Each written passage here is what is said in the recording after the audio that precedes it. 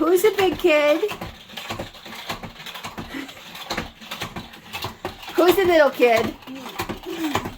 Basil smells like summer, and having some frozen pesto in the freezer makes wonderful meals through the fall and winter, and makes you think of the summer garden when you do it. So let's get to harvesting.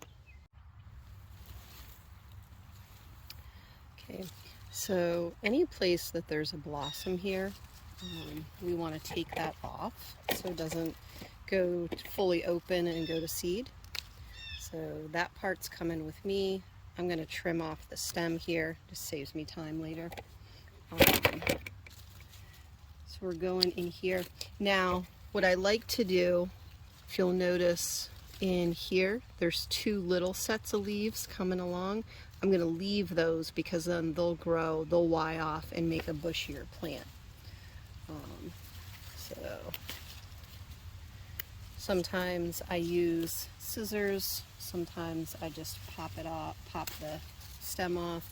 Now I'm just breaking the stem off here just because it just saves me time once I get inside.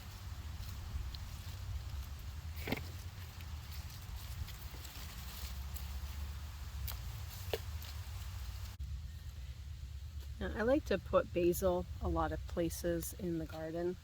It's supposed to be one of those things, anything aromatic is supposed to help some with your pest pressure and that kind of thing. Smells wonderful. So what we're going to do, I'd recommend looking up a recipe, because as my one friend used to say, I do karma cooking, where you just kind of dump things in and see how it turns out.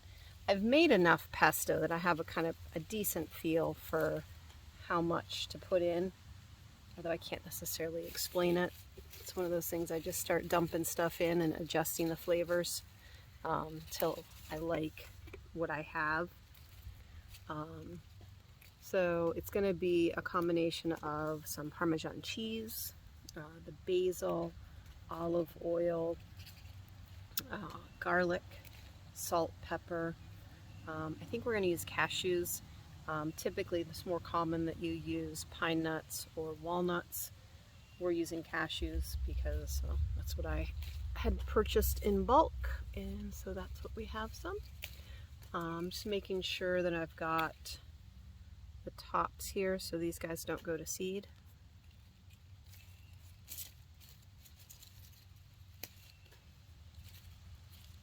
Okay. So that's the first one. We have a nice amount of basil.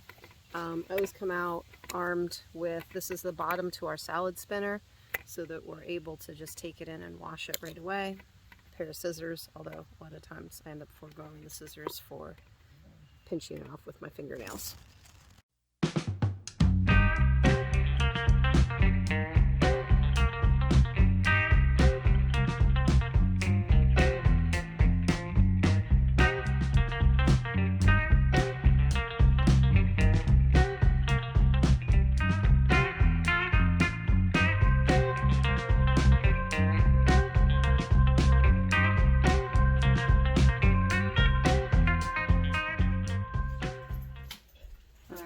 We've got the basil inside. We're gonna weigh it just for curiosity's sake. We're gonna wash it and then throw it in the food processor and start making some pesto.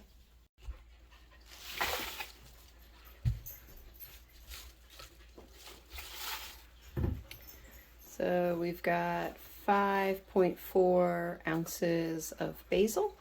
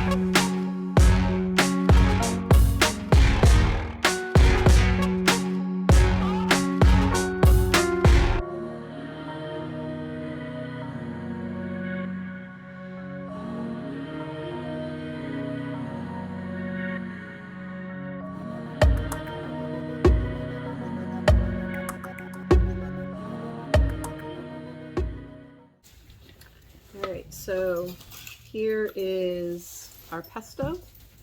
That's probably, I don't know, 2 or 3 servings worth of pesto, babe? Yeah. Yeah. So we do a lot of like pasta, pesto pasta, which just saute some veg and throw the pesto on with the sauteed veg and the pasta, or we do pesto pizza. We did make a lemon pesto last year with our lemon basil that Luke ate on some salmon that he said was really good. So what I've got here is I just have a casserole dish. Cookie sheet would work fine.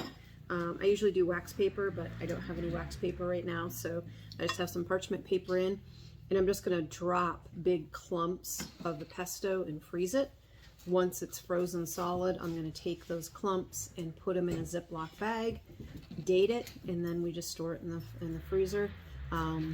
And then we just pull that out in the morning and put it in the fridge or set it on the counter for a bit to thaw, and then it's kind of a quick dinner for those of us that eat pesto, which is not the creature that just hid behind me. Okay. Or the other creature that's behind me. It's not behind you anymore.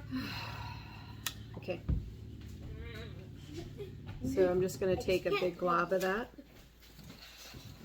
and drop it in my casserole dish.